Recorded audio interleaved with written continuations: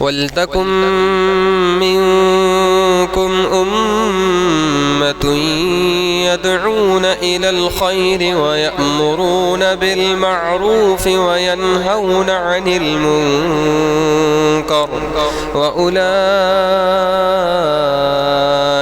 هُمُ الْمُفْلِحُونَ.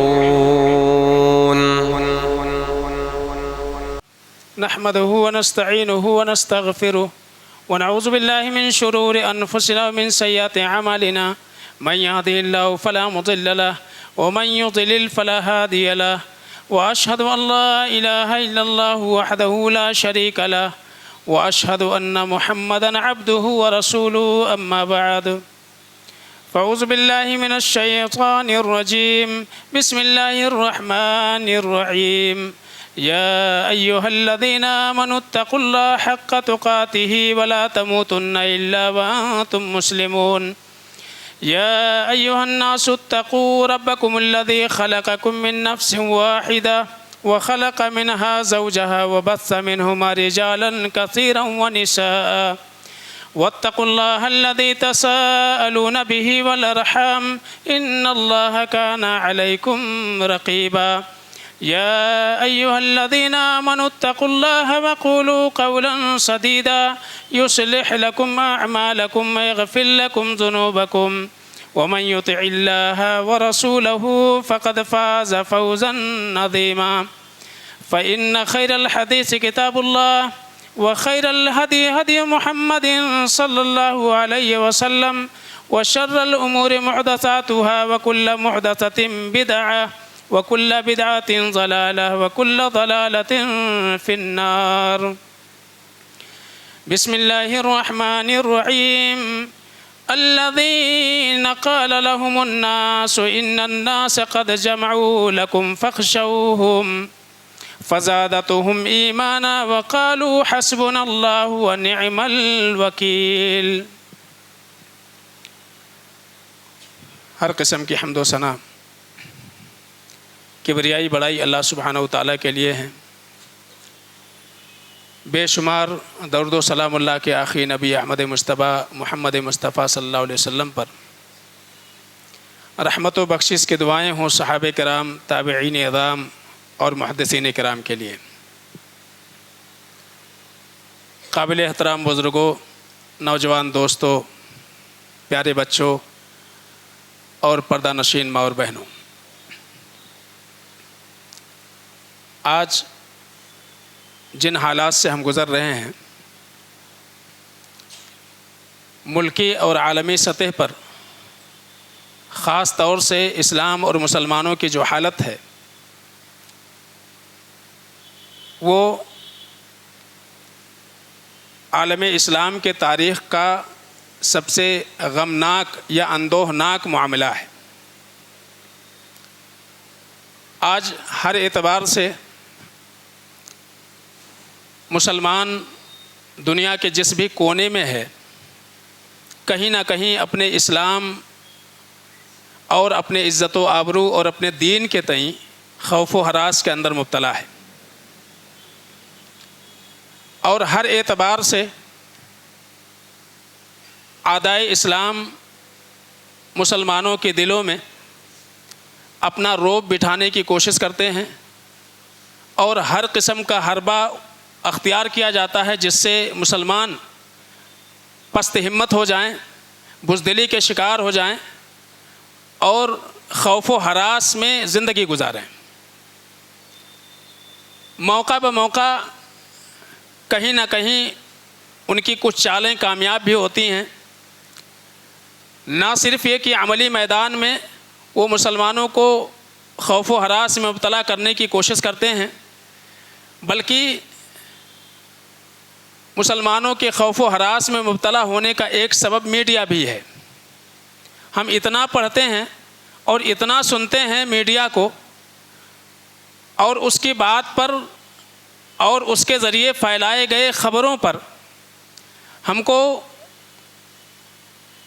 کہیں زیادہ یقین ہوتا ہے.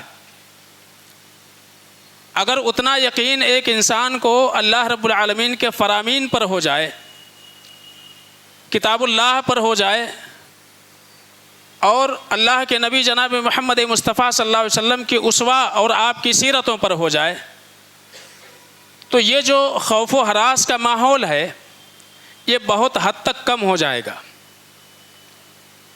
تو جتنا زیادہ ہم سنیں گے اور جتنا زیادہ ہم دیکھیں گے اور پڑھیں گے اتنا ہی زیادہ انسان تذبذب کا شکار ہوگا، بے اطمینانی کا شکار ہوگا. تو خاص طور سے ہم یہ نہیں کہنا چاہتے کہ آپ ملکی اور عالمی سیاست کی خبر ہی نہ رکھیے، لیکن ایک حد تک اتنا نہیں کہ ایک انسان کا اللہ اس کے رسول پر سے یقین ہی اٹھ جائے اور انسان بے اطمینانی کی زندگی گزارنے لگے. آج امت مسلمہ میں سب سے بڑی کمی جس چیز کی نظر آتی ہے وہ ہے ایمان اور یقین کی کمی. آج ساری چیزوں پر ہم کو یقین ہے، اپنے دوست پر ہم کو بھروسہ ہے، اپنے بال بچوں کے اوپر ہم کو توکل ہے، اپنے کاروباری پارٹنر اور ساتھی کے اوپر ہم کو بھروسہ ہے، اپنے رشتہ داروں کے اوپر بھروسہ ہے. اللہ اور اس کے رسول کے فرامین کے اوپر، ان احکامات کے اوپر کیا ہم کو اتنا توکل ہے اور اعتماد ہے؟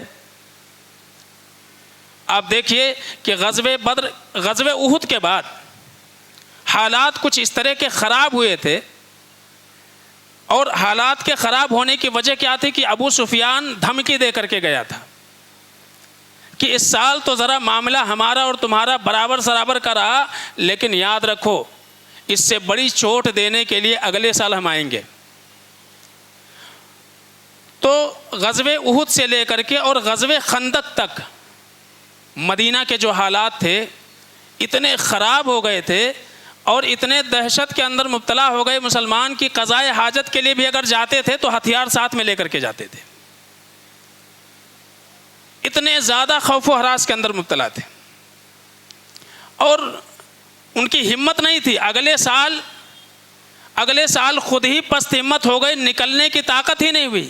لیکن لوگوں کے ذریعے سے مدینہ میں خبر پہنچانے کی بارہا کوشش کی گئی کہ وہ تیاری کر رہے ہیں، ہم تیار ہو رہے ہیں، آ رہے ہیں تم کو مٹانے اس صفحہ ہستی سے. تو جا نہیں رہے تھے، لیکن اتنا ضرور ہے کہ ہر اعتبار سے جو بھی قافلہ مدینے کی طرف جا رہا تھا اس قافلے میں کچھ اپنے لوگوں کو بھیج کر کے اور قافلے کے لوگوں تک یہ خبر پہنچاتے تھے کہ مکے میں بڑی زور و شور کی تیاری چل رہی ہے اسلام اور مسلمانوں کو مٹانے کی خاطر. اللہ تعالیٰ نے اسی موقع پر اہل ایمان کی دلی کیفیت کا تذکرہ فرمایا ہے. الذین اذا قال لهم الناس ان الناس قد جمعوا لكم فاخشوهم. وہ وقت یاد کرو کہ جب لوگ آ کر کے کہہ رہے تھے کہ تم کو مٹانے کے لیے، تم کو اس صفحہ ہستی سے اکھاڑنے کے لیے، برباد کرنے کے لیے لوگ اکٹھا ہو رہے ہیں، لوگ جمع ہو رہے ہیں، تیاریاں کر رہے ہیں. تم کو اکھاڑ پھینک دیں گے اس دنیا سے، مٹا دیں گے، اسلام اور مسلمانوں کا نام و نشان مٹ جائے گا. فخشوہم، تمہیں ڈرنا چاہیے. اللہ فرماتے ہیں فزادتہم ایمانا. مومن اس وقت خوف و ہراس کے اندر مبتلا نہیں ہوئے، بلکہ ان کا ایمان اور مزید بڑھ گیا، ان کا ایمان، ان کا یقین مزید بڑھ گیا. یہ کون سا ایمان بڑھا تھا اور کون سا یقین بڑھا تھا؟ یقین یہ تھا کہ اللہ تعالیٰ نے اسلام کی حفاظت کی ذمہ داری لی ہوئی ہے. هو الذی ارسل رسولہ بالہدی ودین الحق لیظہرہ علی الدین کلہ. اللہ نے رسول کو اور اپنی کتاب کو بھیجا ہی اس لیے ہے کہ سارے ادیان باطلہ پر اس کو غلبہ دے دے. وہ قرآن پڑھتے تھے، ان کو یقین تھا کہ اللہ تعالیٰ نے وعدہ کیا ہوا ہے کہ اللہ رب العالمین اہل ایمان کی حفاظت فرمائے گا. من ینصر اللہ ینصرہ، جو اللہ رب العالمین کے دین کی مدد کرے گا اللہ رب العالمین اس کی مدد کرے گا. تو ہم کیا کر رہے ہیں؟ ہم اللہ رب العالمین کی دین کی سربلندی کے لیے کوشش کر رہے ہیں. تو ان کو یقین تھا. یقین یہ افضل اعمال ہے. افضل اعمال. اللہ کے نبی جناب محمد مصطفیٰ صلی اللہ علیہ وسلم سے پوچھا گیا سب سے افضل عمل کیا ہے؟ اللہ کے نبی صلی اللہ علیہ وسلم نے فرمایا افضل الاعمال ایمان لا شک فیہ. آپ نے فرمایا سب سے افضل اعمال اور سب سے افضل عمل وہ ایمان ہے کہ جس ایمان کے آنے کے بعد انسان شک کے اندر مبتلا نہ ہو. یقین ہو گیا تو ایسا یقین انسان کے اندر ہو کہ جس میں شک کی کوئی گنجائش نہ ہو. اس لیے کتاب اللہ جب اٹھاتے ہیں اور سورہ بقرہ جب ہم پڑھنا شروع کرتے ہیں تو ابتدا ہی میں کہا گیا ذالک الکتاب لا ریب فیہ. یہ ایسی کتاب ہے کہ جس میں جو کچھ بیان کیا گیا ہے اس میں شک کی کوئی گنجائش نہیں ہے. تو آج سب سے زیادہ جو کمی امت مسلمہ کے اندر ہے وہ ہے یقین کی کمی. آج دھیرے دھیرے ہمارا یقین کم ہوتا جا رہا ہے. اسباب کے اوپر زیادہ ہم نے یقین کرنا شروع کر دیا ہے. آج ساری خرابیاں سارے فسادات کا جڑ جو ہے وہ یہ ہے کہ ویسا یقین ہم اپنے اندر نہیں لا پا رہے جیسا کہ یقین اللہ اس کے رسول کو مطلوب ہے. تو وہاں اللہ فرماتے ہیں فزادتہم ایمانا. ان کے ایمان میں اضافہ ہو جاتا تھا. اور ایک جملہ اللہ نے ذکر فرمایا وقالوا حسبنا اللہ ونعم الوکیل.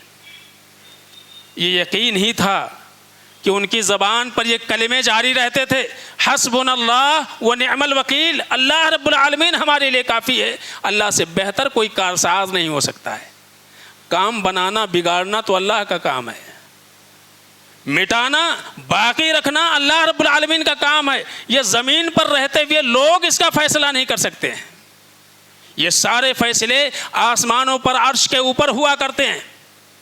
کس کو رکھنا ہے اور کس کو مٹانا ہے یہ فیصلے اللہ رب العالمین کے ہاتھ میں ہوتے ہیں, لوگوں کے ہاتھ میں نہیں ہے. کوئی آپ کو مٹا سکے, کوئی آپ کو اکھاڑ دے, کوئی آپ کو بھگا دے, کوئی آپ کو برباد کر دے, یہ فیصلہ نیچے رہنے والا نہیں کر سکتا ہے, چاہے کتنی بڑی طاقت اس کے ہاتھ میں کیوں نہ ہو. یہ سارے فیصلے اللہ رب العالمین کے جانب سے ہوتے ہیں.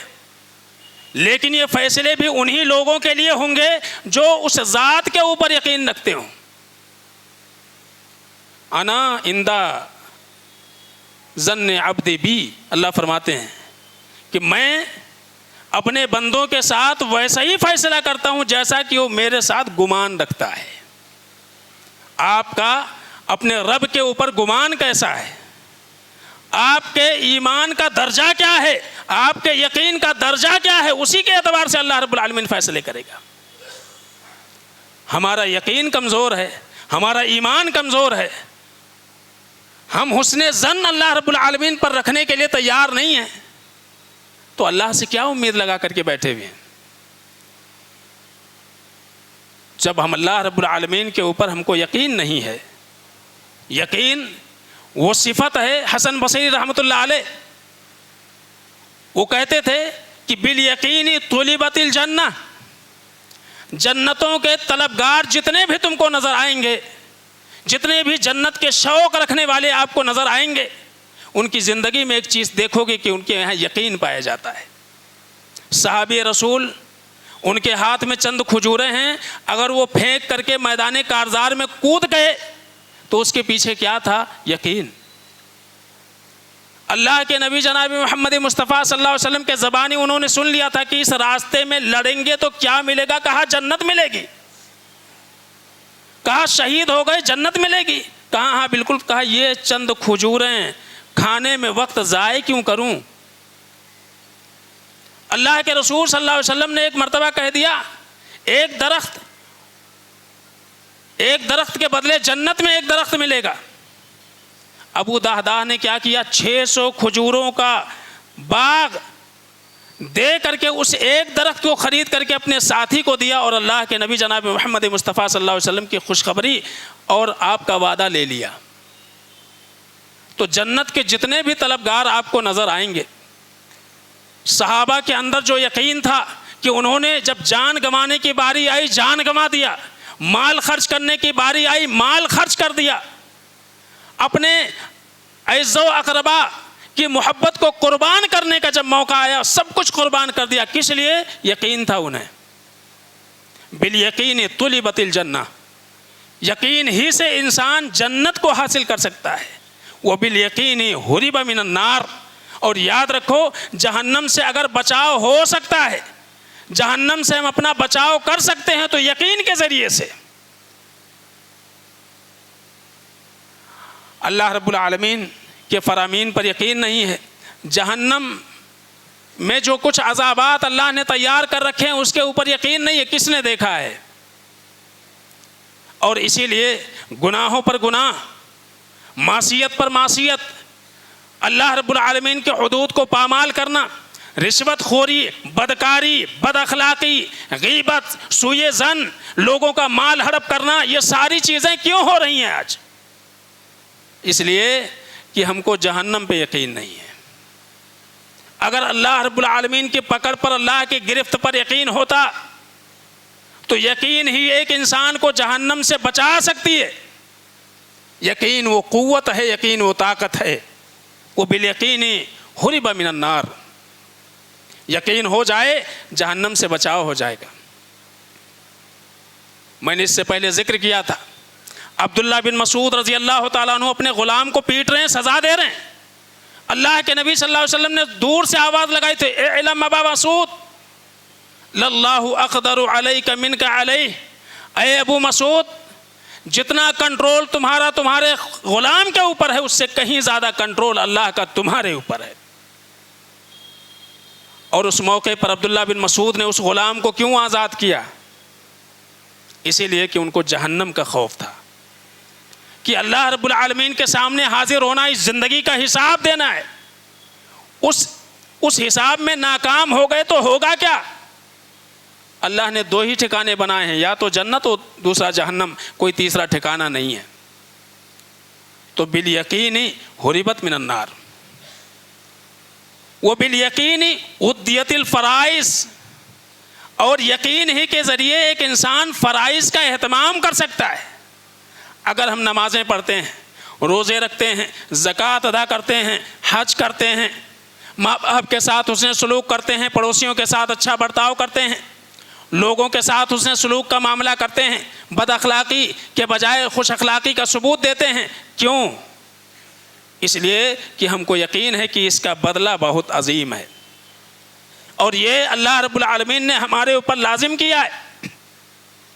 ایک انسان اگر حلال طریقے سے روزی کمانے کی کوشش کرتا ہے، کیوں اللہ نے ایسا کہا ہے؟ حرام سے اپنے آپ کو بچانے کی کوشش کرتا ہے، کیوں اللہ نے اس سے منع کیا ہے؟ تو یقین ہے اللہ رب العالمین کے کلام پر، اللہ کے فرمان پر. تو حسن بصری رحمۃ اللہ علیہ کہتے ہیں عدیت الفرائض، بالیقین عدیت الفرائض، کہ فرائض کی ادائیگی اگر انسان کر سکے گا تو یقین کے ذریعے سے کر پائے گا. مجھے یاد آ رہا ہے مسند بزار کی ایک روایت، اللہ کے رسول جناب محمد مصطفیٰ صلی اللہ علیہ وسلم نے، صحابہ بیٹھے ہوئے ہیں، آپ نے سوال کیا ای الخلق اعجب ایمانا، اے میرے صحابہ یہ بتاؤ تمام مخلوق میں سب سے تعجب خیز یقین کرنے والے کون لوگ ہیں؟ ای الخلق اعجب ایمانا، جس کا ایمان سب سے بہتر ہو، جو یقین کے اعتبار سے سب سے زیادہ تعجب خیز جن کا یقین ہو، کون لوگ ہیں؟ صحابہ نے کہا الملائکہ، فرشتے. فرشتوں کا ایمان، گناہ نہیں کرتے ہیں، وہ اللہ کی نافرمانی نہیں کرتے ہیں. اللہ کے نبی صلی اللہ علیہ وسلم نے فرمایا وما لهم لا یؤمنون وهم عند ربهم. اللہ کے نبی نے فرمایا کہ نہیں، تمہارا جواب صحیح نہیں ہے. فرشتوں کو اللہ کی ذات پر یقین کیوں نہیں ہوگا؟ وہ تو رب ہی کے پاس ہیں، وہ تو اللہ ہی کے پاس ہیں. تو اللہ رب العالمین کے پاس ہیں تو ان کو کیوں نہیں یقین ہوگا؟ اللہ کی باتوں پر، اللہ کی ذات پر، اللہ کے صفات پر، اللہ کی قدرتوں پر۔ اس کے بعد پھر اللہ کے نبی صلی اللہ علیہ وسلم نے پوچھا اور بتاؤ کچھ۔ ایک طرف سے آواز آئی انبیاء کا ایمان سب سے زیادہ تعجب خیز ہوتا ہے۔ اللہ کے نبی صلی اللہ علیہ وسلم نے فرمایا وَهُمْ لَا يُؤْمِنُونَ وَالْوَحْيُ يَنزِلُ عَلَيْهِمْ، کہا کہ انبیاء کا ایمان تعجب خیز کیوں نہیں ہوگا، وحی تو ان کے اوپر نازل ہوتی ہے، اللہ رب العالمین کا پیغام تو انہی تک پہنچتا ہے، تو ان کا ایمان کیوں نہیں مضبوط ہوگا، وہ کیوں ایمان نہیں لائیں گے، ان کے یقین کا درجہ سب سے زیادہ کیوں نہیں ہوگا، کیونکہ وحی تو ان کے اوپر ہی نازل ہو رہی ہے، اس لیے ان کا یقین تو سب سے بڑا ہے۔ لیکن میرا سوال کچھ اور ہے، اور کچھ بتاؤ۔ صحابہ نے کہا نحنو، ہم لوگ ہو سکتے ہیں، ہم لوگ ہو سکتے ہیں۔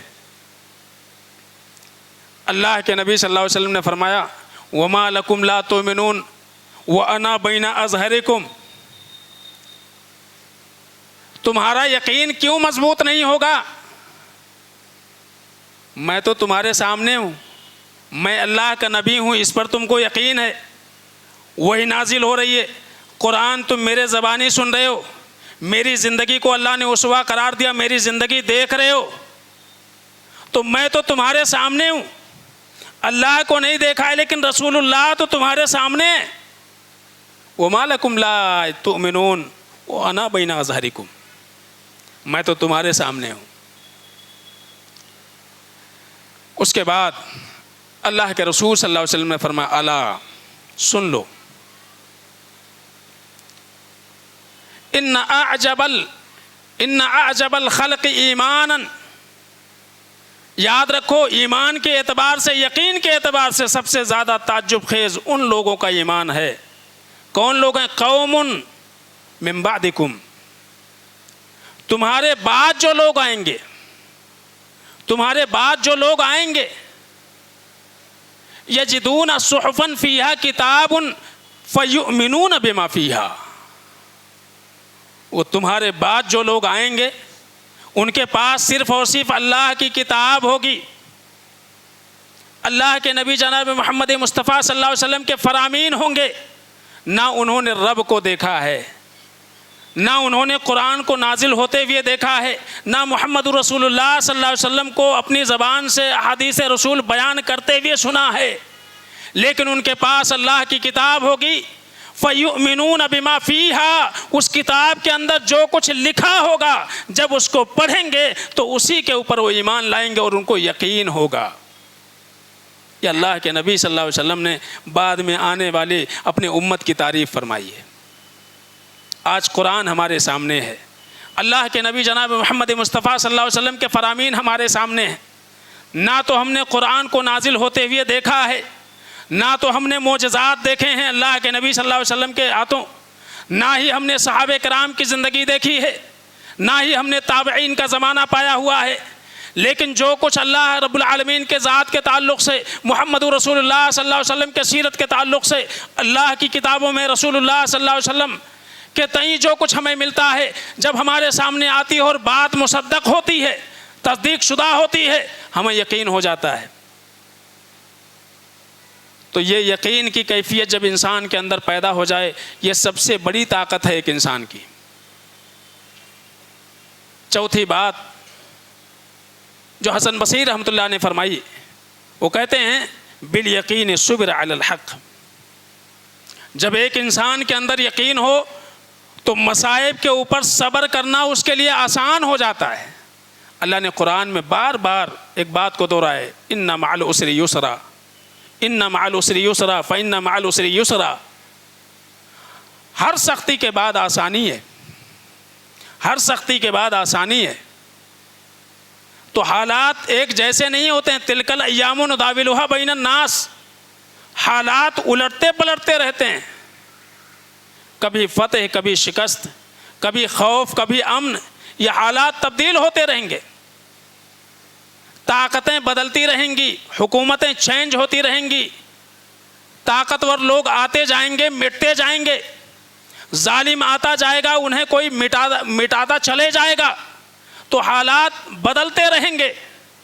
ان حالات میں ایک مومن کی ذمہ داری یہ ہے کہ اس کو یقین ہو اللہ رب العالمین کی ذات پر، اللہ کی کتاب پر، اللہ کے اسماء اور صفات پر، اللہ رب العالمین کے قدرت و اختیارات پر یقین ہونا چاہیے، اس حد تک جس حد تک وہ اپنے موت کے اوپر یقین رکھتا ہے۔ مرنا یقینی ہے، یہ سب کو معلوم ہے۔ تو جس طرح سے ہم یہ مانتے ہیں کہ آج کے بعد کل آنے والا ہے، جیسے ہم یہ مانتے ہیں کہ زندگی کے بعد موت ہے، بالکل ایسا ہی اللہ رب العالمین کی ذات پر، اللہ رب العالمین کے تصرفات پر، اللہ کے قدرت و اختیارات پر انسان کو یقین ہونا چاہیے۔ یہ یقین ہمارے اندر پیدا ہو جائے، خوف و ہراس میں مبتلا کرنے والے کبھی ہم کو ڈرا نہیں سکتے ہیں، اور نہ ہی ڈرنے کی ضرورت ہے۔ ڈر کر کے کوئی غلط قدم اٹھانا، غلط راستے پر چل جانا، نوجوانوں کا بہک جانا، بہت سارے انسان صفت شیطان آج ہمارے درمیان موجود ہیں جو ظلم و بربریت کے نام پر، مظالم کے نام پر نوجوانوں کو بہکانے کی کوشش کرتے ہیں، غلط راستے پر ڈالنے کی کوشش کرتے ہیں۔ ہمیں آج سب سے زیادہ جس چیز کی ضرورت ہے وہ یہ ہے کہ آج امت مسلمہ کی اکثریت بدعقیدگی کی شکار ہے، مظالم کہیں کہیں ہو رہے ہیں۔ دیگر ممالک کے اعتبار سے ہندوستان کے اندر جو کچھ امن ہے وہ شاید دنیا کے کسی کونے میں نہیں ملے گا۔ تو امن اللہ رب العالمین کی بہت بڑی نعمت ہے۔ آج ایک انسان مظلوم ہو کر کے بھی، مظلوم اگر ہے ایک انسان، تو اس کے کامیابی کی امید کی جا سکتی ہے کہ آخرت میں وہ انسان کامیاب ہو جائے گا۔ لیکن ایک انسان اگر بدعقیدگی میں مر جائے، توحید کے بغیر مر جائے، غلط عقیدے اور فاسد عقیدے پر اس کی موت ہو جائے، اس انسان کے کامیابی کی کوئی امید نہیں ہے۔ آج جس چیز کی سب سے زیادہ ضرورت ہے، یہ لوگوں میں عام کرنے کی ضرورت نہیں ہے کہ مسلمان بڑا ڈرا ہوا ہے، اس کو کچھ کرنا چاہیے، حالات کو بدلنے کے لیے آگے بڑھنا چاہیے۔ ہم مکے کے حالات کو اپنے سامنے رکھیں۔ اللہ کے نبی جناب محمد مصطفیٰ صلی اللہ علیہ وسلم نے اس موقع پر دفاع کی بھی اجازت نہیں دی تھی، اس لیے کہ طاقت نہیں تھی۔ پوری قوتیں، پوری طاقتیں غیروں کے ہاتھوں میں تھیں، ان کے ہاتھوں میں ساری طاقتیں تھیں۔ اس وقت بھی اللہ کی ذات پر اللہ کے نبی صلی اللہ علیہ وسلم کو یقین تھا، لیکن ہوتا یہ کہ ایک برائی ختم کرنے کے لیے اگر ہم آگے بڑھتے ہیں اور اس کے برعکس اس سے بڑی برائی جنم لیتی ہے، تو اس برائی کو باقی رکھنے ہی میں عقل مندی ہے۔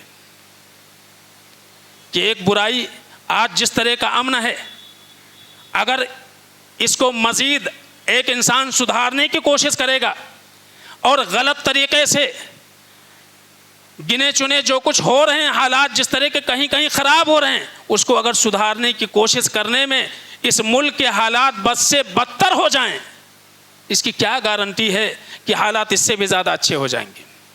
کوئی گارنٹی نہیں ہے۔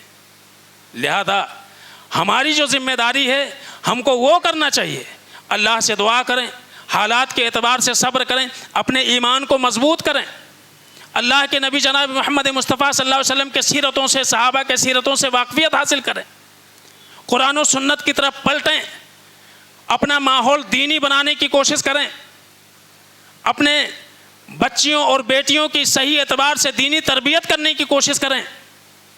آج دین سے دوری کی سبب کی وجہ سے، دین بیزاری کی وجہ سے بھی بہت ساری مصیبتیں آتی ہیں۔ وما اصاب من مصیبت الا باذن اللہ ومن یؤمن باللہ یہدی قلبہ، اللہ فرماتے ہیں جو بھی مصیبتیں آتی ہیں، پریشانیاں آتی ہیں، اللہ کے اذن سے آتی ہیں۔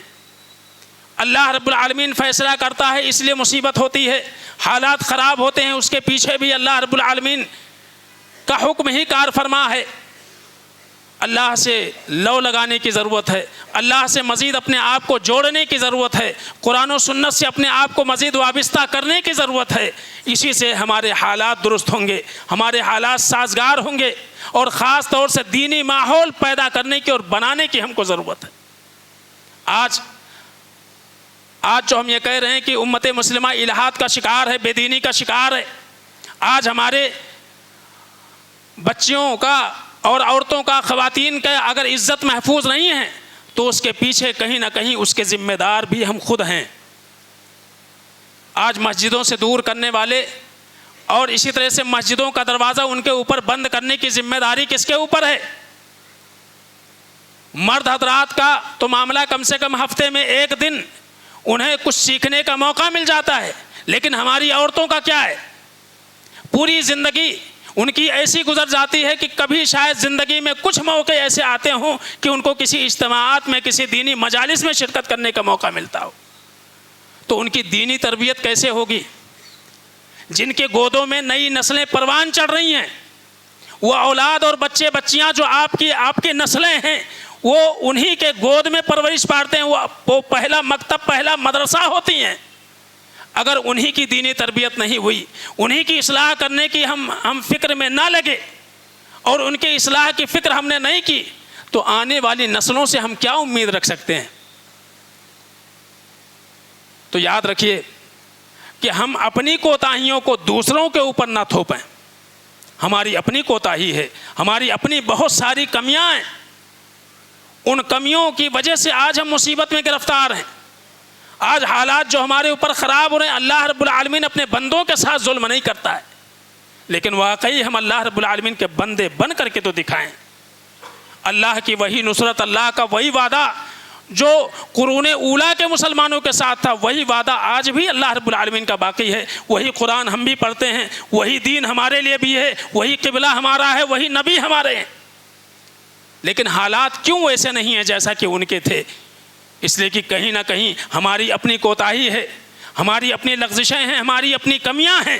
جب تک ان کمیوں کو ہم دور نہیں کریں گے، حالات پلٹا نہیں کھا سکتے ہیں، حالات بدل نہیں سکتے ہیں۔ کسی اور ذریعے سے حالات کو تبدیل کرنے کی کوشش یہ مزید مصیبتوں میں گرفتار ہونے کا سبب بنے گا۔ تو اس چیز کو ہمیشہ ذہن میں رکھیے۔ تو یاد رکھیے، بار بار قرآن میں ایک جملہ کہا کہ وَهُمْ بِالْآخِرَةِ يُوقِنُونَ، مومن وہ ہوا کرتا ہے جس کو آخرت پر یقین ہوتا ہے۔ ہم یقین کی کیفیت اپنے اندر پیدا کر لیں، اللہ کی بات پر، رسول کی بات پر یقین پیدا کر لیں۔ یقین تو یقیناً ہمارے حالات بدل سکتے ہیں، ہمارے حالات تبدیل ہو سکتے ہیں، بد امنی کی کیفیت امن میں تبدیل ہو سکتی ہے۔ شرط یہ ہے کہ ہم اپنے اندر تبدیلی پیدا کر لیں۔ ان اللہ لا یغیر ما بقوم حتی یغیروا ما بانفسہم، اللہ رب العالمین کسی قوم کی حالت نہیں بدلتا جب تک کہ انسان اپنے آپ کو بدلنے کی کوشش نہ کرے۔ اللہ سے دعا ہے کہ العالمین ہم سب کو جو کچھ سنا العالمین عمل کی اللہ توفیق عطا فرمائے۔ العالمین امت مسلمہ کے جو حالات ہیں العالمین ان حالاتوں کی تبدیلی اللہ تیرے ہاتھ میں ہے۔ العالمین اس خوف و ہراس کے ماحول کو اللہ امن میں بدلنے کی تیرے ہی پاس قدرت و اختیارات ہیں۔ العالمین ان حالات کو تبدیل فرما دے۔ العالمین ہمارے اندر جو لغزشیں ہیں، کمیاں ہیں، کوتاہیاں ہیں، العالمین ان کوتاہیوں کو ہمیں دور کرنے کی اللہ توفیق عطا فرما دے۔ العالمین اس دنیا میں جب تک ہم رہیں ایمان اور توحید پر اللہ رہنے کی توفیق عطا فرما۔ العالمین جب ہمارا خاتمہ ایمان اور توحید پر ہو۔ بارک اللہ لنا ولکم فی القرآن الحکیم ونفعنا وإياکم بالآیات والذکر الحکیم، انہ تعالی جواد کریم ملک رؤوف رحیم۔